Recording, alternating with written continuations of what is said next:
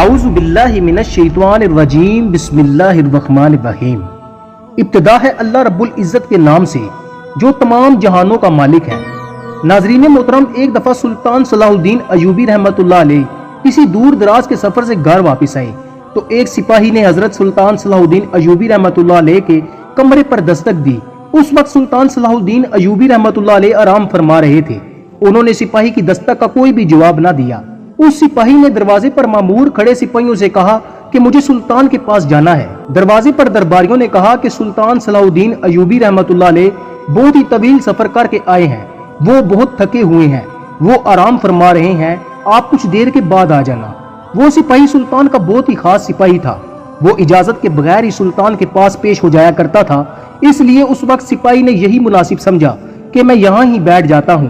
جب سلطان صلاح الدین ایوبی رحمت اللہ علیہ جاگ جائیں گے تو میں ان کو اپنا مسئلہ بتاؤں گا۔ تھوڑا وقت گزرنے کے بعد سلطان صلاح الدین ایوبی رحمت اللہ علیہ نیند سے بیدار ہوئے تو سپاہی نے سلطان سے اندر آنے کی اجازت طلب کی اور سلطان کے کمرے میں داخل ہو گیا۔ سلطان نے اس سپاہی کا نام لے کر پوچھا کہ کیا بات ہے، تم کافی دیر سے کمرے کے دروازے پر بیٹھے ہو؟ وہ سپاہی سلطان کی باتیں سن کر بہت ہی حیران ہوا۔ اس نے عرض کی، آقا آپ کو کیسے پتا چلا کہ میں باہر آپ کے انتظار میں تھا؟ آپ تو گہری نیند سو رہے تھے۔ سلطان صلاح الدین ایوبی رحمت اللہ علیہ نے سپاہی کو کہا کہ میری بات یاد رکھو، وہ انسان کبھی فاتح نہیں بنے گا جو سوتے ہوئے بھی اپنے ارد گرد کی خبر نہ رکھتا ہو۔ سلطان نے کہا، ہمیشہ فاتح اور بہادر سردار وہی ہوتا ہے جو سوتے ہوئے بھی اپنے ارد گرد کی خبر سے واقفیت رکھتا ہو۔ سپاہی سلطان کی باتیں سن کر بہت ہی حیران ہو رہا تھا۔ پھر سلطان نے سپاہی سے پوچھا کہ بتاؤ کیا بات ہے جو تم اتنی دیر سے میرے جاگنے کا انتظار کر رہے ہو؟ سپاہی نے عرض کی، سلطان صاحب، شاہی حکیم صاحب آپ سے ملاقات کرنے کے خواہش مند ہیں۔ سلطان صلاح الدین ایوبی رحمت اللہ علیہ نے کہا، اس کو میرے پاس آنے کی اجازت ہے۔ جب حکیم صاحب سلطان صلاح الدین ایوبی کے پاس تشریف لائے اور سلام پیش کرنے کے بعد عرض کی، بادشاہ سلامت، میں آپ سے ایک بات پوچھنا چاہتا ہوں۔ سلطان نے کہا، پوچھو حکیم صاحب، کیا پوچھنا چاہتے ہو؟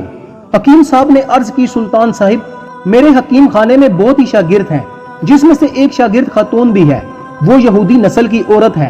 اس عورت کے پاس اسلام کے بارے میں بہت ہی علم ہے، وہ مسلمان ہونا چاہتی ہے، لیکن اس نے مجھ سے ایک سوال کیا جس کا جواب میرے پاس نہ تھا، جس کی وجہ سے وہ کئی مدت سے مسلمان ہونے سے قاصر ہے۔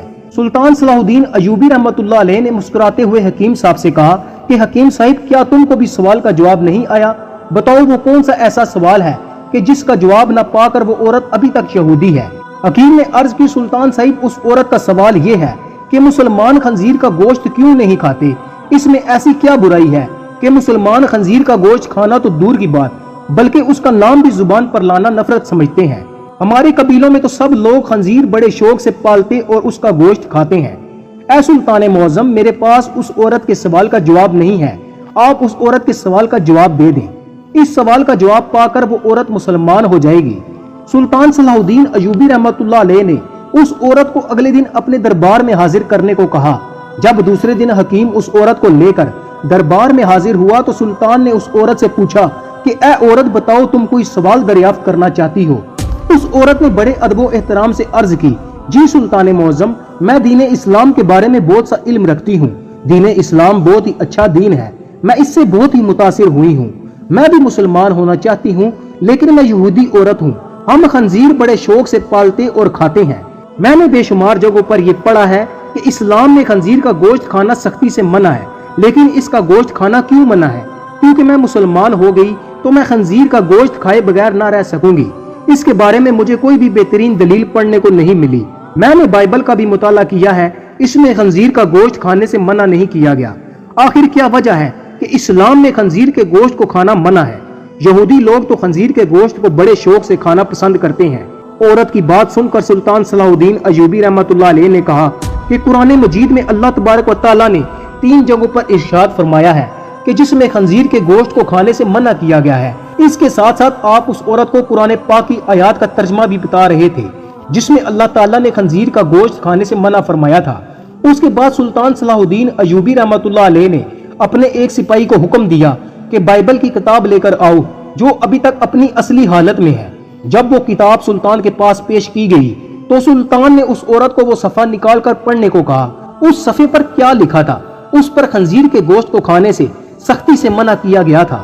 اس عورت نے کہا کہ یہ کیا ماجرا ہے، جو کتاب بائبل میرے پاس ہے اس پر تو بڑی تفصیل کے ساتھ خنزیر کے گوشت کو کھانے کی ہدایت کی گئی ہے، اس کتاب میں تو کسی جگہ بھی خنزیر کے گوشت کو کھانے سے منع نہیں کیا گیا۔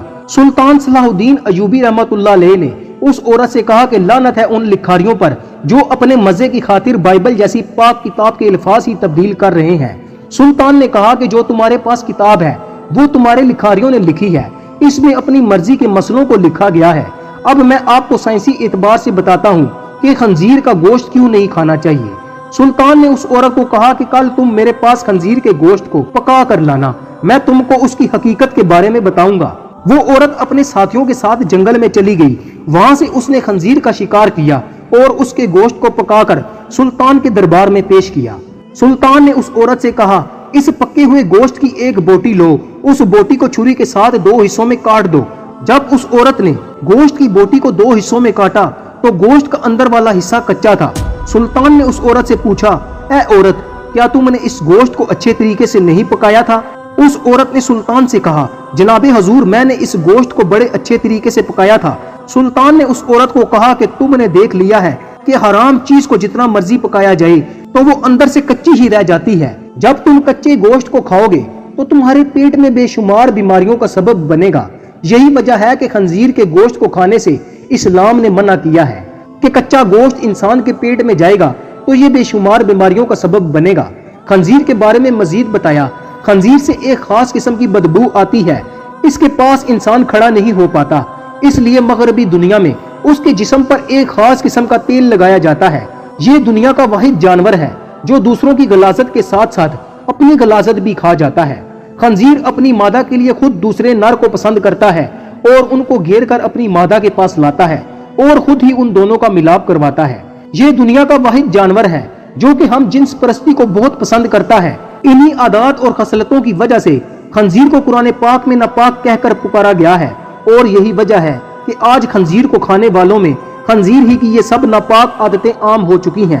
اسی لیے قرآن و حدیث میں خنزیر سے کسی بھی قسم کا فائدہ اٹھانے سے منع کیا گیا ہے۔ روایات موجود ہیں کہ یہ کسی بھی نبی کی امت کے لیے حلال نہیں کیا گیا۔ یہ سب باتیں سن کر عورت نے کلمہ پڑھا اور مسلمان ہو گئی۔ پیارے دوستو، اگر آپ کو ہماری یہ ویڈیو اچھی لگے تو اسے اپنے دوستوں کے ساتھ ضرور شیئر کیجئے گا اور ہمارے چینل کو سبسکرائب کر لیجئے گا۔